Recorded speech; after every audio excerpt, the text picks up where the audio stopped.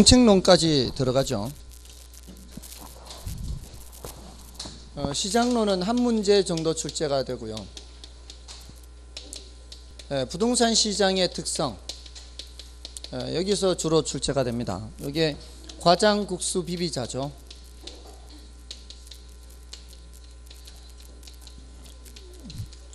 설마 이 비비는 것만 알고 뒤에 내용을 모르는 건 아니겠죠. 과다한 법적 제한이죠. 법적 제한이 많은 편이에요. 다른 일반 재화보다는. 그 다음에 매매 기간이 길죠.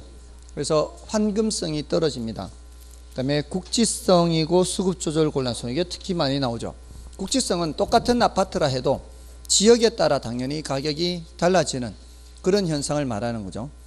부분 시장이 형성이 되기도 합니다. 이 수급 조절 곤란하면 뭘 생각해야 돼요? 수급 조절이 잘 안 되면 가격 왜곡 현상이 나타난다는 걸 꼭 기억해야 돼요. 수급 조절이 돼야 어느 정도 가격이 안정화되거든요. 수요가 증가하는 상황에서 공급이 바로 증가하지 못하면 가격이 급등하게 돼 있어요.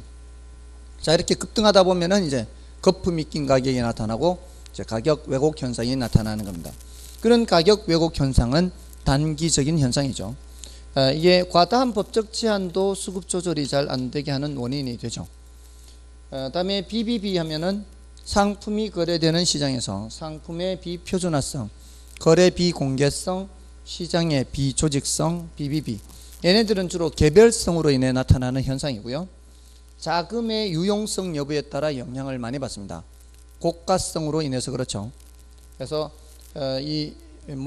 대출 규제를 한다거나 대출 규제를 푼다거나 이런 것들이 다 자금의 유용성과 밀접한 관련이 있는 거죠. 자, 이러한 내용들이 부동산 시장의 특성. 여기는 그렇게 어렵지 않아요. 부동산 시장 기능도 그렇고요. 부동산 시장 기능 하면은 자고가 정량이죠. 자는 뭐고요?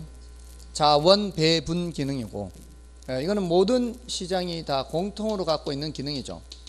근데 이제 우리 부동산 시장에서는 이 부동산이라는 자원이죠. 이런 부동산이라는 자원을 배분하는 겁니다. 이런 공간도 자원이고 어떤 위치의 토지도 자원인데, 그것이 누구에게 배분되느냐, 자원이 배분될 때는 그 자원을 가능한 한 효율적으로 사용하는 사람에게 우선적으로 배분되게 되어 있습니다. 그건 어떻게 해서 그 효율적으로 사용하는 사람에게 우선적으로 배분되느냐, 바로 가격으로 나타나게 되는 겁니다. 이걸 이용해서 조금이라도 돈을 더 잘 벌 자신이 있는 사람은 높은 임대료를 주고서라도 들어오겠죠. 그게 더 효율적으로 사용하는 거 아닌가요? 돈 더 많이 벌고 사람들이 더 좋아하는 뭔가 활동을 하는 게 자원을 더 효율적으로 이용하는 거예요. 시장에서는, 자본주의 사회에서는 이 시장이 이렇게 알아서 자원을 배분하도록 내버려 두는 것이 자원을 효율적으로 배분하게 되는 거죠. 이 이야기는 뒤에 오늘 마지막에 정부 시장 개입에서 나옵니다. 정부가 시장에 왜 개입하느냐? 시장이 뭔가를 제대로 못하기 때문에 개입하는 게 있죠. 근데 그 중에서 이 자원 배분 기능, 시장한테 맡겨놓은 기능이죠. 시장한테 맡겨놨는데 애석하게도 시장이 완벽하게 이걸 수행하지는 못하는 거예요. 그래서 무슨 경우가 있어요? 시장 실패라는 경우가 있죠. 시장이 이 기능을 제대로 못하는 그러한 때에는 누가 개입하고? 정부가 개입하고. 자, 그런 측면에서 개입하는 거 한 가지가 있고, 그리고 시장이 처음서부터 갖고 있지 못한 기능이죠. 시장에서는 형평성을 고려하지 않잖아요. 시장에서는 절대로 형평성을 고려하지 않습니다. 그런 측면에서는 누가 하는 수밖에 없어요? 정부가 하는 수밖에 없죠. 그때 이런 언급이 한번 나와요. 시장 개입할 때. 그다음에 그거는 이제 교환 기능이죠. 부동산과 현금, 부동산과 부동산, 소유권과 임차권 이런 것들이 교환이 이루어지고요. 가격 창조 기능입니다. 협상에 의해서 가격이 만들어질 수 있다는 거죠. 그렇게 가격이 만들어진 것은 다시 또 다른 사람에게 정보로 제공이 되고요. 그러한 정보에 의해서 새로운 협상이 이루어지고 기존의 가격은 사라지고 새로운 가격이 만들어지고 뭐 이렇게 되는 거고요. 그다음에 그 과정에서 양과 질을 조절합니다. 대체로 여기는 난이도가 높지 않아서 웬만하면 이제 맞출 수 있는 그런 단원입니다. 그러니까 워낙 잘 맞추니까 아주 그냥 야비하게 틀린 지문을 만들어요. 다음 부동산 시장의 기능에 대한 설명 중 설명이 뭐 옳지 않은 것은 뭐 이렇게 하는데, 옳지 않은 게 하나도 없고요. 다 옳은 건데 부동산 시장의 특성을 하나를 집어넣는 거죠. 근데 질문은 뭐라고 질문해요? 부동산 시장 기능에 대한 설명 중, 이렇게 나오거든요. 그러니까 치사하죠. 5개 지문이 다 옳아요, 읽으면. 대신 하나가 특성에 대한 옳은 설명이에요. 그러니까 틀리게 되는 거예요. 그래서 저 같은 사람이야, 이렇게 가르치는 사람이니까 혹시 이게 급하게 읽어서 이걸 제대로 안 읽어도 답이 없네, 이렇게 되잖아요. 그럼 다시 질문을 보는 거예요. 다시 질문을 보니까 기능에 대해서 묻네. 근데 특성이 하나 들어와 있어요. 그럼 찾아내는 거죠. 근데 수험생은 웬만하면 못 찾아냅니다, 이거. 그러니까 질문을 잘 봐야 돼, 질문을. 기능에 대해서 물으면 기능에 대해서 대답을 해야 되고, 특성에 대해서 물으면 특성에 대해서 대답을 해야지, 다른 얘기를 하면 안 된단 말이죠. 그러니까 이런 기능들이 있다는 것을 기억하고 있어야 되겠죠. 그래야 구별을 할 수 있을 거 아니에요. 자고가 정형. 다음에 효율적 시장 이론이요. 효율적 시장 이론에서는 시장의 효율성을 정보의 효율성이라고 그러죠. 정보가 어느 정도 반영되어 있느냐에 따라서 약성 효율적 시장, 준강성 효율적 시장, 강성 효율적 시장, 이렇게 나누고, 이런 강성 효율적 시장은 현실적으로 존재할 수 없다 그랬죠. 현실에 존재할 수 있는 시장은 약성, 준강성인데, 요놈은 이제 과거 정보가 반영되어 있는 시장, 요놈은 과거 정보뿐만이 아니라 현재 공표 정보까지 반영되어 있는 시장. 강성 효율적 시장은 과거 정보뿐만이 아니고 현재 공표 정보뿐만이 아니고 미공표 정보까지 반영되어 있는 시장. 자, 이래서 현실적으로 존재할 수 없다, 이렇게 한다 그랬죠. 자, 이 약성 효율적 시장이나 준강성 효율적 시장은 자, 이런 정도 정보만 반영하고 있기 때문에 보다 우수한 정보를 이용해서 초과이윤을 얻을 수 있다 없다? 보다 우수한 정보를 이용하면 초과이윤을 얻을 수가 있죠. 그 보다 우수한 정보가 어떤 정보예요? 약성 효율적 시장에서는 현재 공표 정보나 미공표 정보가 보다 우수한 정보가 될 것이고요. 중강성 효율적 시장에서는 미공표 정보가 보다 우수한 정보가 되겠죠. 근데 이런 시장에서는 보다 우수한 정보 자체가 있을 수가 없죠. 이미 모든 정보가 다 반영되어 있으니까 보다 우수한 정보 자체가 없어서 여기는 어떤 경우에도 초과이윤을 얻을 수 없죠. 어떤 경우도 초과이윤이 없습니다. 자, 그래서 여기까지 이제 개념 구분을 해야 돼요. 질문을 할 때 이제 약성 효율적 시장은 어떤 시장이다, 중강성 효율적 시장은 어떤 시장이다, 이렇게 내용을, 뜻을 묻기도 하고요. 그 다음에 이제 내용을 묻는 거죠. 약성 효율적 시장에서 현재 공표 정보를 분석해서 초과이윤을 얻을 수 있다 없다? 현재 여기에서 현재 공표 정보를 이용하면 초과이윤을 얻을 수 있죠. 보다 우수한 정보니까. 그게 바로 무슨 분석이에요? 기본적 분석이죠. 이거 현재 공표 정보까지 분석하는 건 맞죠? 이것도 여기서 틀리면 안 되는 거예요. 기본적 분석이 현재 공표 정보까지 분석하는 거죠.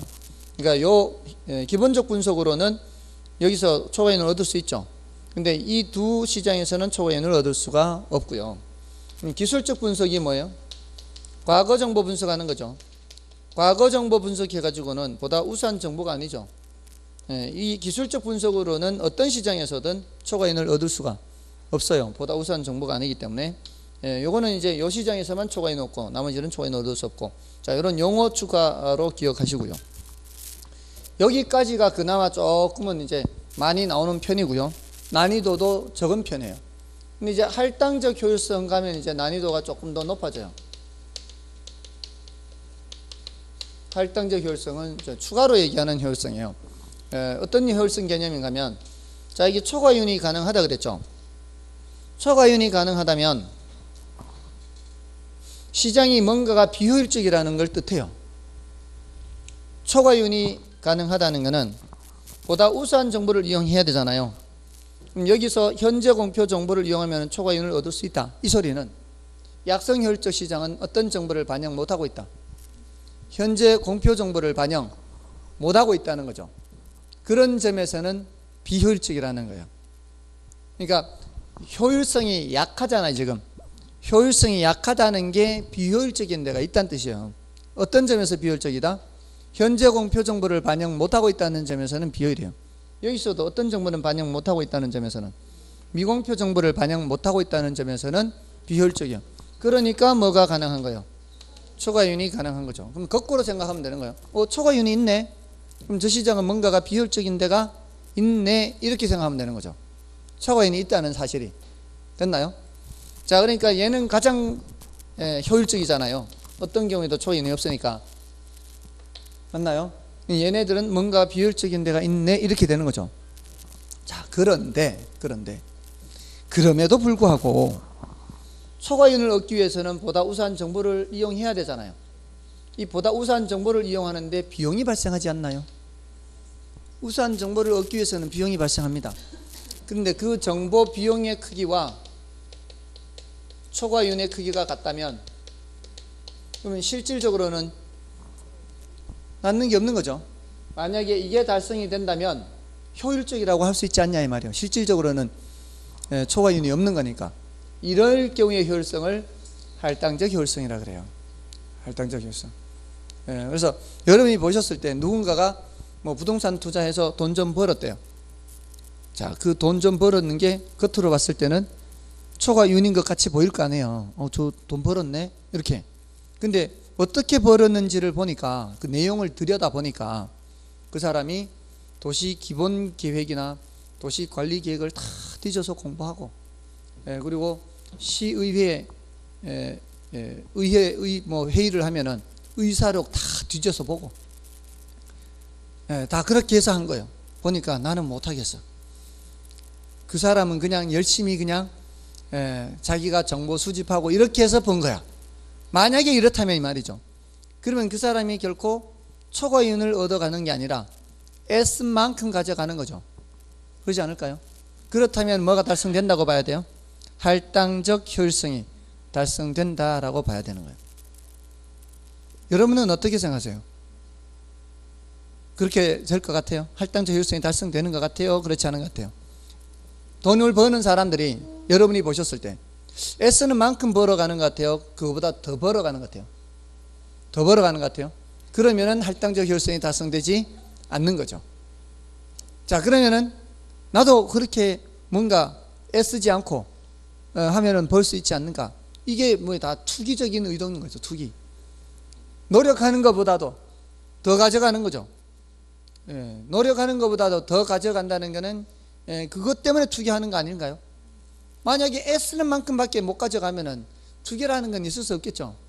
그냥 애쓰는 만큼만 가져가면. 근데 사실은 그 애쓰는 것보다 더 가져갈 수 있어요. 더 가져갈 수 있어요.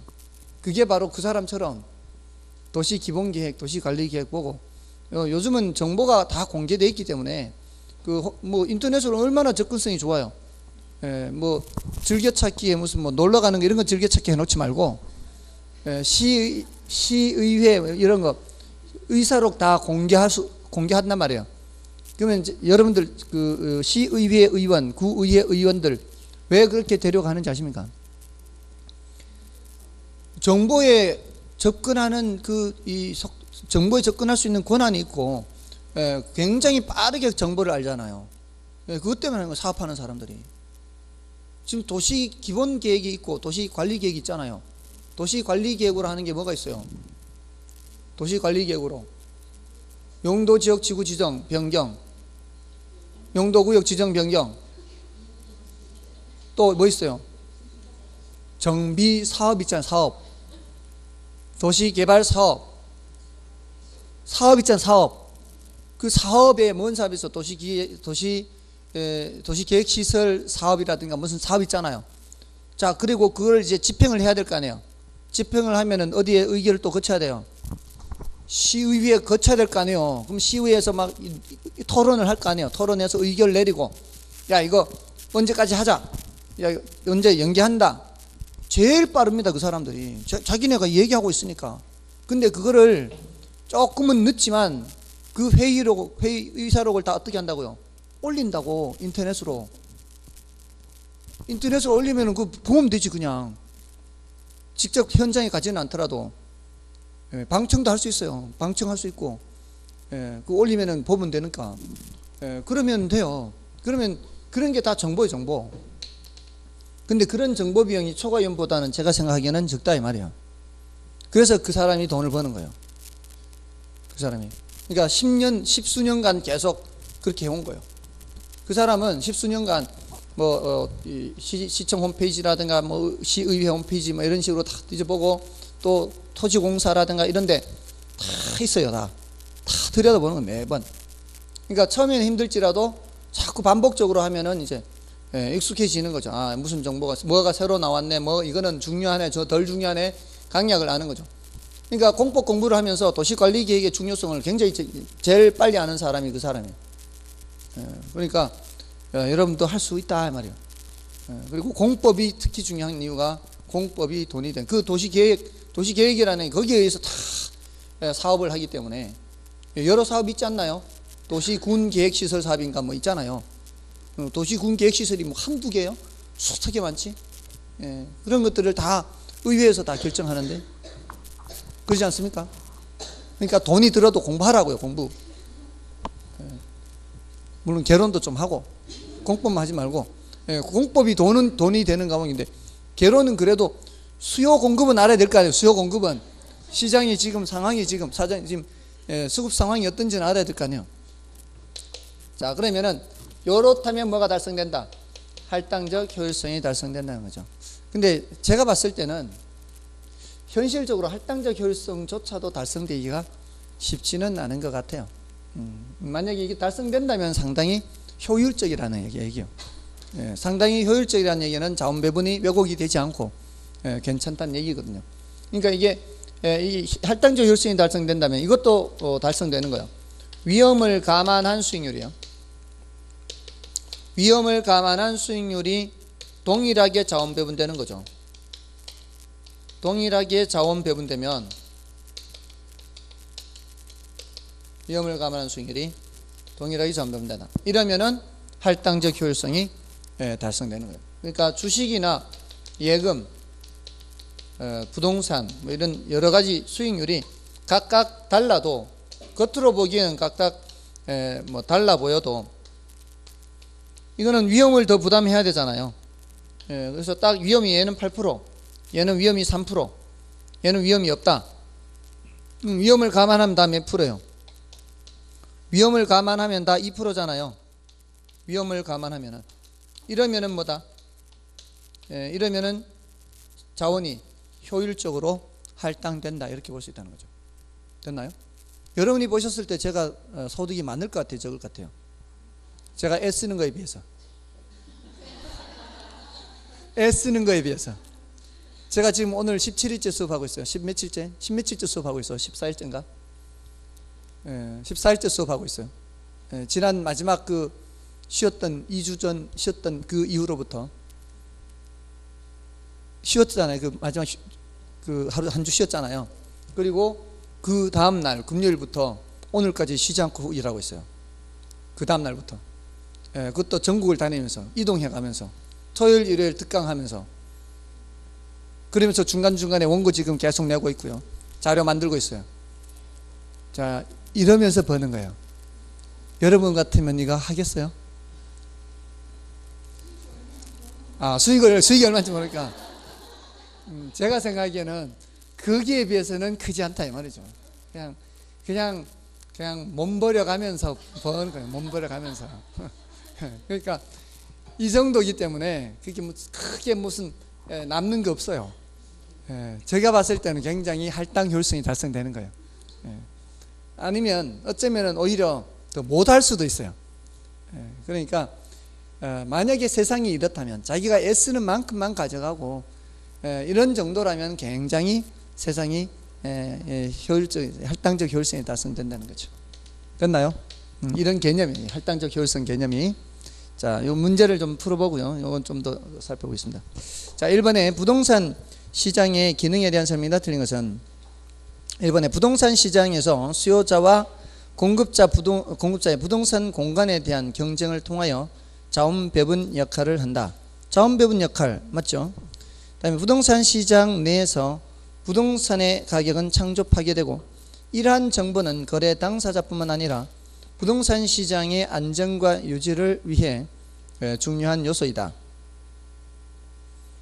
자, 이게 부동산 시장 내에서 부동산의 가격은 창조 파괴된다는 게 협상에 의해서 그렇게 되는 거예요.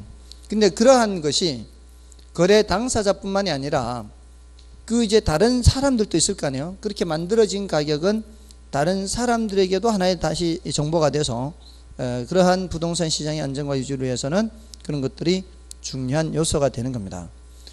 다음에 부동산 시장에서 부동산의 소유자, 관리자, 개발업자, 건축업자 등의 수요 공급 과정에서 부동산의 양과 질을 조절하게 되고요.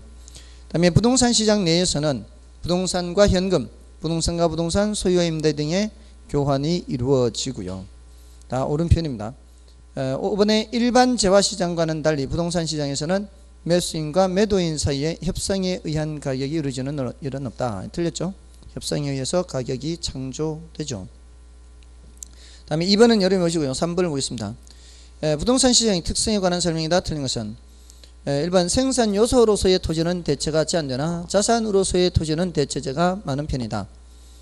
생산 요소로서의 토지는 어떤 경우일까요? 건설업체가 아파트 짓기 위해서 매입하는 택지, 그 다음에 농민이 농사 짓기 위해서 사는 농지, 이런 게 바로 생산 요소로서의 토지를 말해요. 그러면 농민이 토지 말고 어디에다 농사 져요? 대체가 없죠. 생산 요소로서의 토지는 대체제가 없어요. 자산으로서의 토지는 뭘까요? 자, 내가 자산으로서 토지를 가질까? 아니면 주식을 가질까? 아니면 골드바를 가질까? 가능하죠? 여러분들은 골드바가 왜 자꾸 생각나는지 모르겠어요.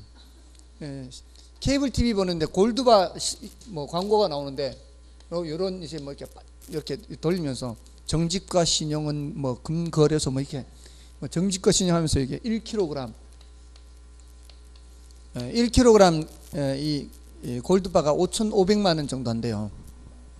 5,500만 원. 우리 집 팔아서 몇 개 못 사요. 몇 개밖에 못 사. 아무튼 근데 그 골드바가 5,500만 원이면 5만 원짜리 100장이 500만 원이잖아요. 그럼 11묶음이죠. 돈보다도 더 나은 것 같아요. 5,500만 원이면 1kg 넘는 것 같아요. 그러지 않을까요? 1kg 넘지 않을까? 그죠? 5,500 11묶음이면 1kg 넘을 것 같아요. 부피도 더 크고. 그러니까 이게 훨씬 낫죠. 현금보다 이게 나을 것 같아요. 이게 비상시에 이거 들고 튈 수도 있고 튀기도 쉽고 이거. 그러니까 훨씬 나을 것 같아요. 아무튼 자, 자산으로서의 토지는 대체제가 많습니다. 토지 말고도 주식도 있고 이런 것도 있고 어떤 사람은 루이비통 얘기하더라고요. 그걸 자산으로 이렇게. 아무튼 1번 맞는 말이고요. 이번에 개개의 부동산은 유일하며 그 개별성은 상당한 차이를 지니고 있어 부동산 거래에는 개별적 동기나 특수한 사정이 개입되기 쉽죠. 맞는 말이고요. 부동산 시장이 일반 재화시장과 다른 특성을 가지는 것은 지리적 위치 고정성, 이질성. 지리적 위치 고정성 부동성이고요. 이질성, 개별성 생각하면 되고요. 내구성 관련되는 게 영속성 생각하면 되죠. 등 부동산만이 가지는 특성들 때문이다. 맞고요. 부동산 시장에서 정보 유통의 불안전성은 자, 정보의 불안전이죠. 이거는 시장을 불안전하게 하는 겁니다. 불안전하게 하는 요소가 여러 가지가 있죠. 그 중에 정보 유통의 불안전성도 시장을 불안전하게 하는 겁니다. 5번이 틀렸죠. 부동산의 사회성 공공성으로 인해 일반 부동산 거래도 고도의 공적인 성격을 갖는다. 이 사회성 공공성이 있는 것은 맞지만 그렇다고 해서 일반 부동산 거래가 고도의 공적인 성격을 갖는 것은 아니죠. 사인 간의 거래일 뿐입니다. 다음에 넘어가셔서 4번, 5번, 6번 있는데 대체로 어렵지 않은데요. 4번을 풀어드리겠습니다. 다음은 부동산 시장의 특성에 대한 설명이다. 옳은 것으로 짝지어진 것은 기억에 부동산 시장은 거래가 비공개되는 시장이므로 정보 탐색 비용이 많이 소요된다. 맞죠? 정보 비용 많이 발생하고.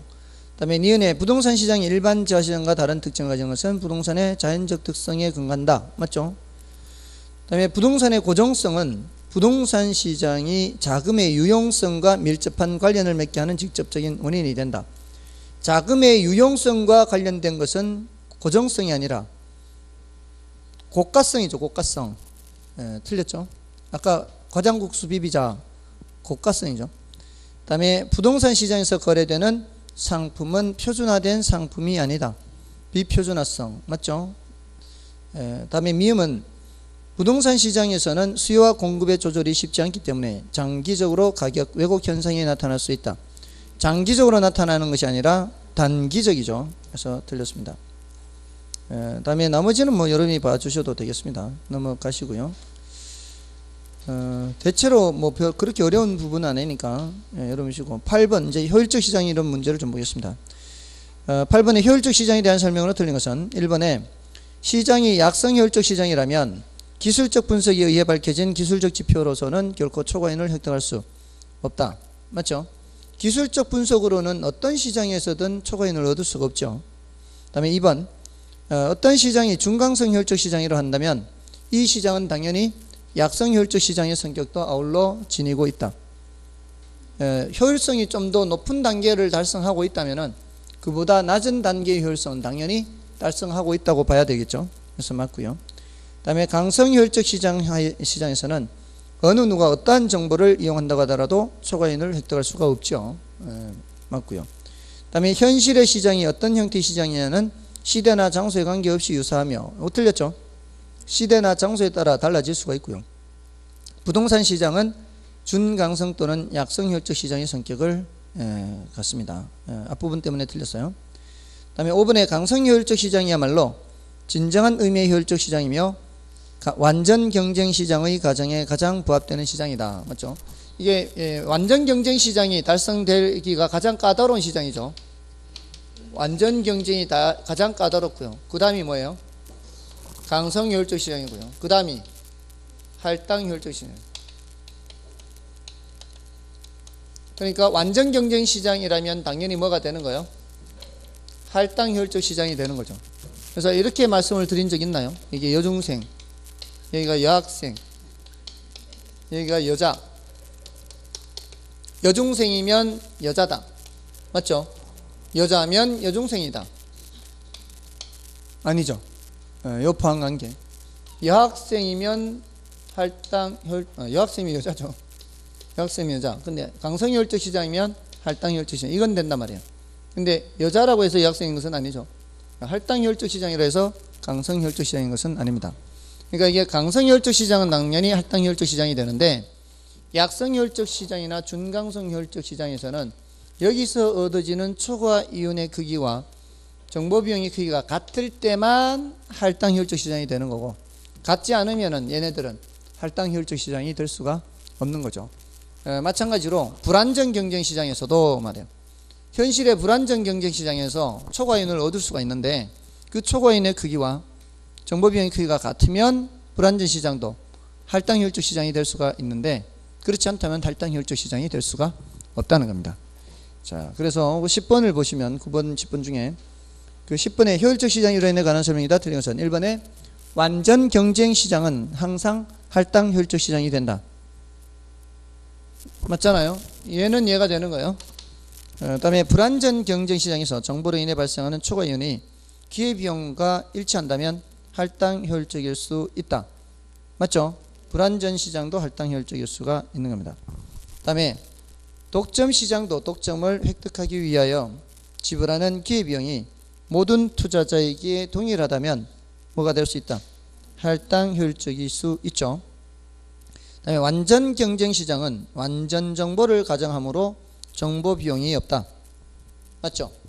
완전 경쟁 시장은 이미 모든 정보가 다 공개되어 있고 공유하고 있습니다. 그러니까 정보 비용이 없습니다. 그 다음에 부동산 시장도 할당 효율적일 수 있으나 이럴 때에도 부동산 투기가 근절될 수는 없다.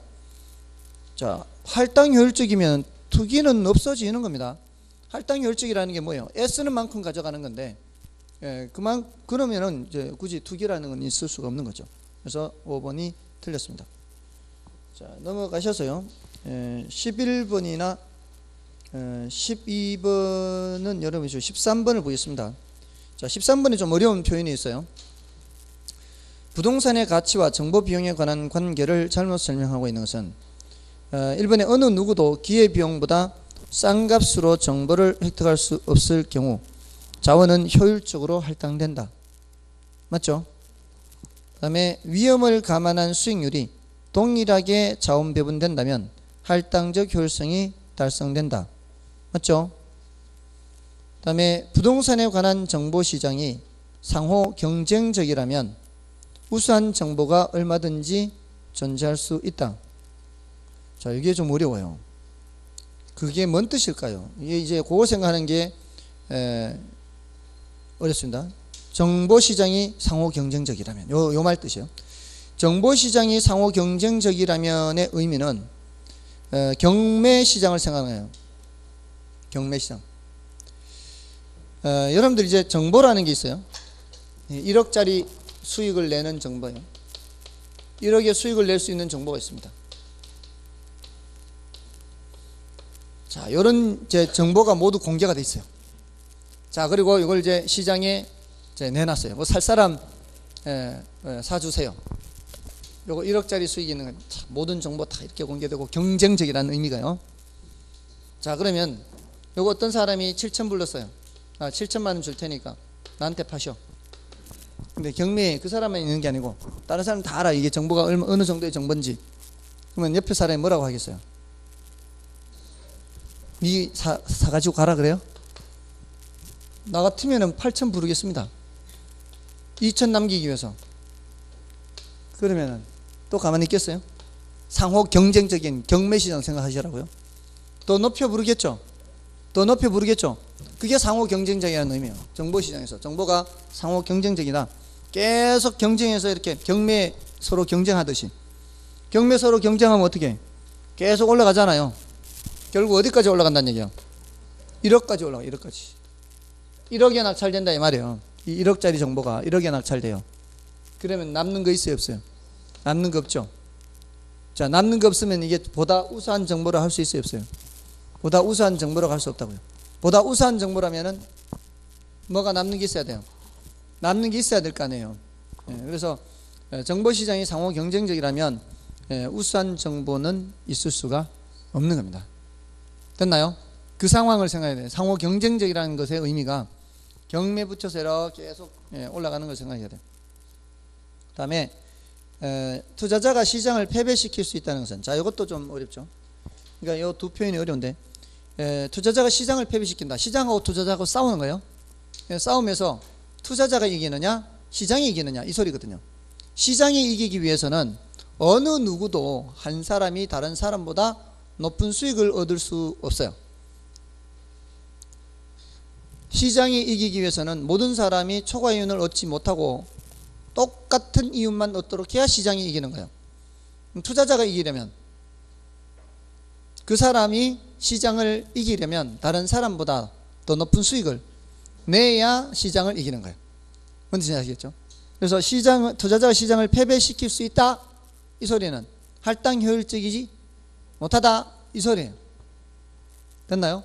그래서 그런 경우는 정보가 일부 소수 사람들에게 비공개적으로 독점되어 있을 경우에 발생하죠.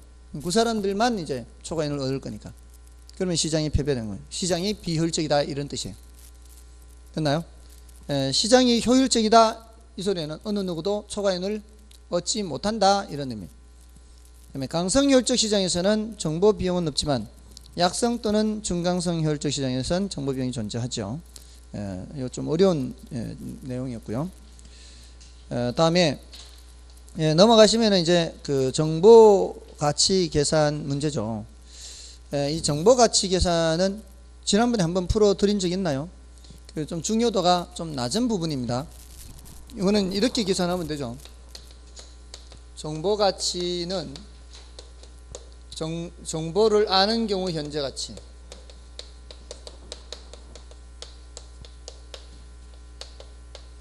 빼기 정보를 모르는 경우 현재 가치 이렇게. 그래서 그 14번을 이제 제가 풀어 드리고요. 15번은 여러분이 보시는데, 자, 이걸 이제 성공과 실패 이렇게 두 가지로 쓴다면 되는 경우 안 되는 경우, 개발되는 경우 안 되는 경우, 자, 이럴 때 1년 후에 얼마가 되는지를 보고요. 1년 후에 2100만원, 실패하면은 630만원. 확률은 여기가 60%, 0.6, 여기가 40%, 0.4. 자, 이런 문제는 할인율을 문제에서 주죠. 할인율이 5%예요. 현재 가치를 계산해야 되니까. 그럼 정보를 아는 경우가 뭐냐? 정보를 아는 경우는 개발이 되는 경우다, 이렇게 생각하시면 돼요. 이렇게 되는 거예요. 정보를 아는 경우는. 다른 걸 신경 쓰지 말라는 얘기예요. 이거. 그러니까 이거 신경 쓰면 100% 이렇게 성공된다, 이거예요. 그럼 정보를 아는 경우에 1년 후에는 얼마예요? 1년 후에는 2100이죠. 근데 뭘 계산해야 된다고요? 현재 가치 계산해야 되니까 나누기 1.05 해야 되죠. 할인율이 5% 있으니까. 그럼 여기가 얼마예요? 2천만원이죠. 아는 경우에 현재 가치, 여기에 이제 2천만원이고, 정보를 모르는 경우는 이렇게 될지 모르는 거잖아요. 이렇게 될지 모르니까 이러할 가능성과 이러할 가능성을 모두 반영해서 무슨 평균? 가중평균. 그러면 2100 곱하기 0.6에다가 더하기 630 곱하기 뭐 하는 거예요? 0.4를 하면 이게 언제 값이에요, 이게? 1년 후란 말이에요, 1년 후. 이걸 뭐로 나눠야 돼요? 1 플러스 0.05, 1.0으로 나눠야죠. 이런 거 계산할 때 이걸 먼저 하면 되죠, 이렇게. 이거 나중에 하고요. 이렇게 하면은 2100을 먼저 나누면 되죠. 2100을 먼저 1.0으로 나누면 2000이 되고, 2000 곱하기 0.6 하면은 1200이 되고요. 더하기 요것도 이걸 먼저 630 나누기 1.05로 먼저 하면 되죠. 630 나누기 1.05는 600이고, 600에 0.4를 곱하면은 240, 1440. 여러분들은 계산기가 있으니까 그냥 하면 되죠. 근데 이게 쌀집 계산기 할 때 조심해야 돼요. 제가 최근에 알았어. 생각을 못했어요. 저는 지금까지 대학교 입학하면서부터 공학용 계산기만 썼기 때문에 그걸 몰랐는데, 2100 곱하기 0.6 더하기 630 곱하기 0.4, 이걸 순서대로 누르잖아요. 순서대로 누르면 어떤 값이 계산되는가 하면은, 일단 2100 곱하기 0.6 하잖아요. 쌀집 계산기는 더하기 하면은 디스플레이에 1200이 계산이 돼요. 1200이. 그 다음에 630 누르는 순간 1830이 돼요. 곱하기 하면 여기에 곱하기 0.4가 돼버려요. 그러니까 쌀집 계산기는 조심해야 돼요. 쌀집 계산기, 이거를 이 순서대로 계산기를 두드리면 뭐가 계산되는가 하면 요렇게 계산돼요, 요렇게. 그러니까 이런 경우에 어떻게 해야 돼요, 쌀집 계산기는? 요거는 요거대로 계산해서 따로 써놓고, 1260이죠. 1260 계산해서 따로 써놓고, 요거는 요거대로 계산해서 252 이렇게 계산했죠. 그 다음에 어떻게? 1260 더하기 252 더하기 해서 1512 나왔죠. 그 1512 해놓고 이걸 나누기 1.05 해야 1440이 나와요. 아시겠어요? 그 디스플레이에 이렇게 내가 버튼 누르는 게 다 표시가 되지 않는 쌀집 계산기. 표시가 되는 거는 다 보면 되잖아요, 눈으로. 눈으로 확인이 되는데 표시가 안 되는 거는 조심해야 돼요. 됐나요? 자, 이제 넘어가셔서 나머지 이제 기출문제는 열어보시고요. 경기 변동론이죠. 자, 경기 변동론은 그 앞에 요런 주제들입니다. 요런 주제들이 출제가 되는데요. 지난주에 이어서 지금 진도가 조금 늦어서 계속 약간 늦고 있습니다. 부동산 경기는 부동산 경기 특성하는 게 있고요. 이런 주제가 있어요. 주제별로. 다음에 이제 부동산 경기 순환 국면 특성이요. 그다음에 부동산 경기 유형, 그다음에 측정 지표, 그다음에 거미집 모형. 여기 이제 부동산 경기가 최근 10년간 13너 문제요. 이렇게 출제됐는데, 그 이유가 얘 때문에 얘가 너무 많이 왔어요. 최근에 너무 많이 출제돼서, 원래 한 문제 정도인데 10년이면 10문제 정도인데 얘가 너무 많이 출제돼서 이렇게 된 거거든요. 그래서 원래는 좀 이게 좀 중요도가 낮지 않을까 싶기도 하고, 특히 요놈 주로 출제되는 건 여기 위에서 출제가 됐어요.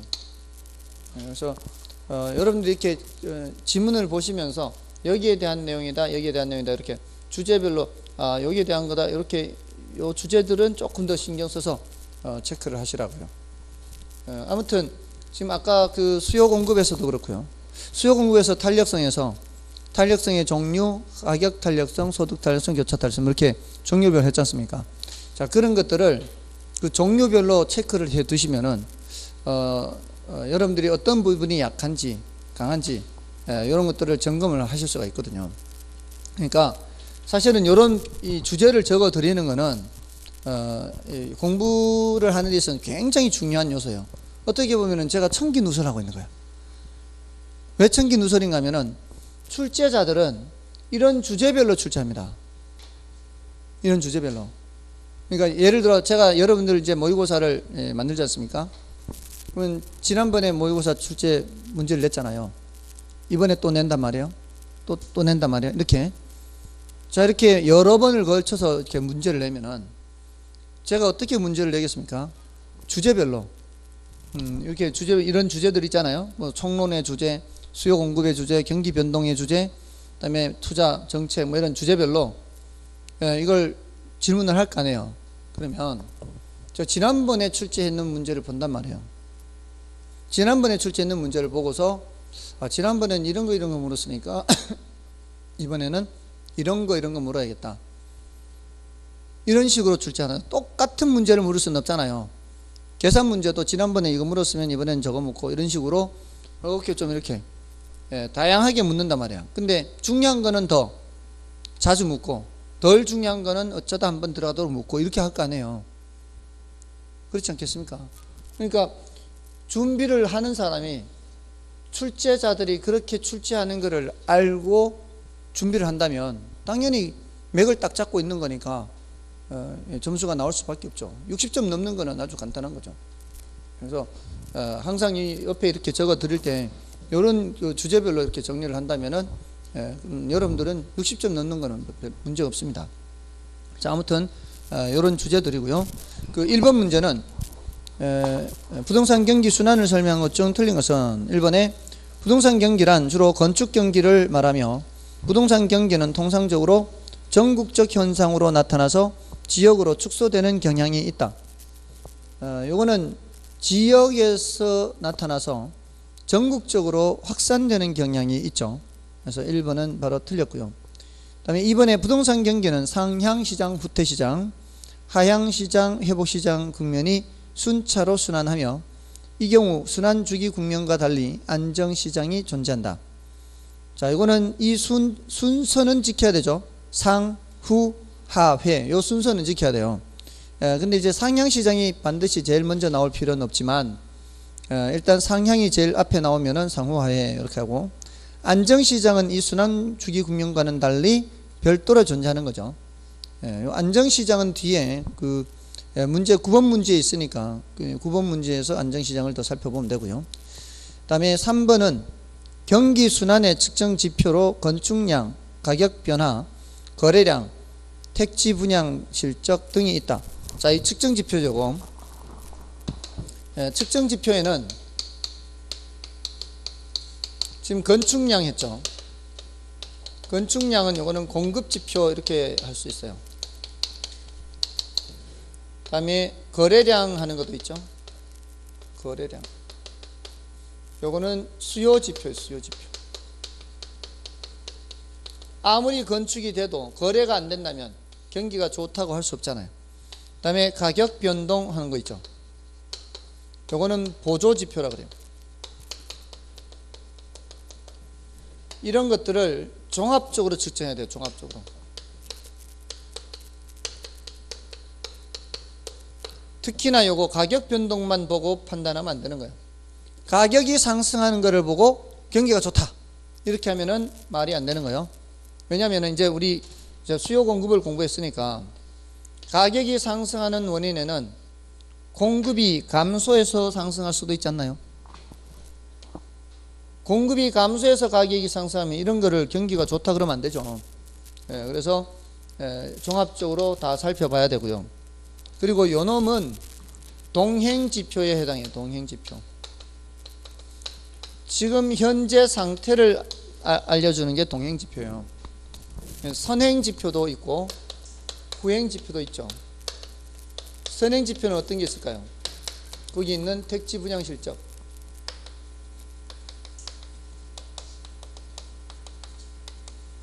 또는 건축 허가 건수, 허가 이런 거, 이런 것들을 보면 앞으로는 건물을 좀 짓겠구나, 그렇지 않겠구나.